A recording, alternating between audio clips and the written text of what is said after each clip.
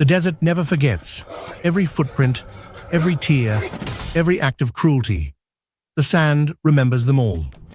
As the sun rose over the Silk Road, painting the dunes in gold and fire, a lone rider moved across the horizon.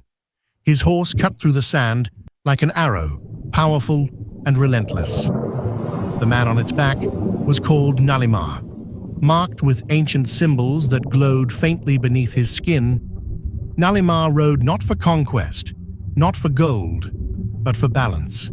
He listened to the land, and that morning, the desert was uneasy. Then he saw them. A broken caravan stood still against the wind.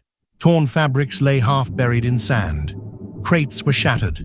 Silence hung heavy, unnatural. 3 figures remained. A woman, exhausted but standing. A man, wounded, gripping an empty bag. And a young boy, clutching a single coin in his hand as if it were the last piece of his world. Nalimar dismounted. He approached slowly, without armor, without threat. He knelt, so his eyes met the boy's.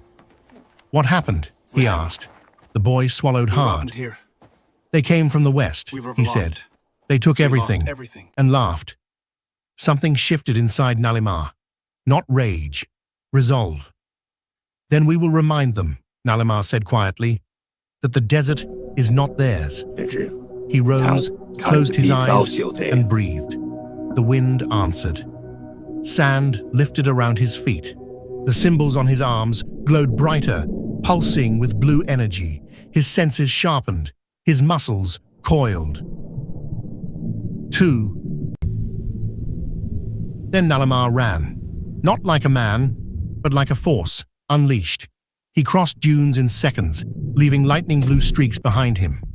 The ground exploded beneath each step as he followed what the wind itself revealed. By dusk, he found them. The thieves sat among ancient ruins, laughing beside a fire, dividing stolen silks and gold. They believed themselves safe. They were wrong. Nalimar struck like a storm. Weapons shattered mid-swing. Bodies froze in shock as he moved faster than sight. One man fell before he could scream. Another flew backward as if hit by the desert itself. Blue energy crackled across Nalimar's skin as sand and fire filled the air. Then the thieves formed a circle around him, blades raised, confidence returned. They saw one man. They did not see what he truly was.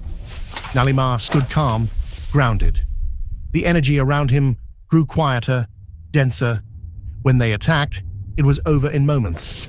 Only one remained, their leader, armored, experienced, smiling through blood and dust. "You're just a man," the leader said. Nalimar met his eyes. "No," he answered. "I am what comes after injustice." At sunset, Nalimar gathered the stolen goods. He lifted bags, silks, and water, placing them carefully back onto the camels. His power faded to a quiet glow. The work now was human. When he returned to the family, the boy's eyes widened. The woman pressed a hand to her mouth. The man exhaled, as if breathing for the first time.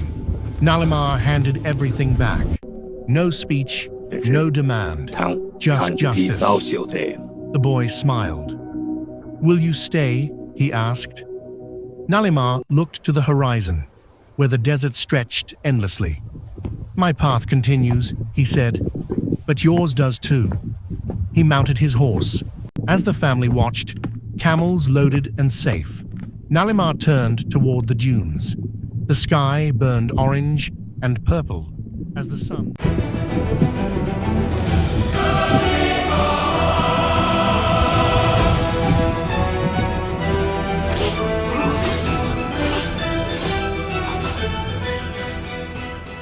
Wait, there is more. Learn more about this man. Where does he come from? And what his purpose? Wait for the next episode.